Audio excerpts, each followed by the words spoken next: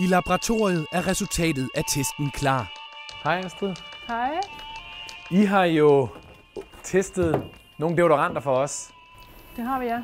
og jeg er spændt på resultatet. Ja. Frankrig de har jo en anbefalet grænseværdi for, hvor meget aluminium der bør være i f.eks. kosmetikprodukter. Den er på cirka 0,6%. Nu er jeg spændt på at høre, hvor meget der var i de produkter, I har testet. Ja. Vi har jo målt de 5 produkter igennem, du kom med. Ja. Og det produkt med det laveste indhold, Ja, det var den her. det er den her. Ja. Det er den, jeg bruger. Det er den neutrale. 2,6%. Det næste produkt, der finder vi det samme i, også 2,6%. Det er Garnier.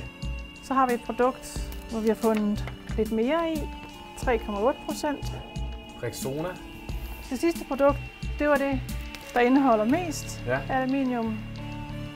Det har et indhold på 4,8%.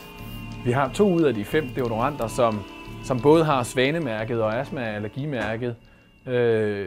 Og de indeholder altså begge to mere aluminium, end de franske myndigheder anbefaler. Et aluminiumsindhold på mellem 2% og 4,8%.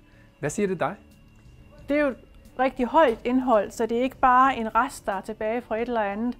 Det er et, som er puttet i for at have en aktiv funktion.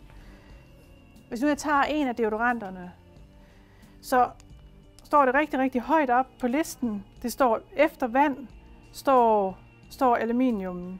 Så det er det, som er puttet i for at have den aktive funktion. Altså det er jo det, der gør det en antiperspirant. Her i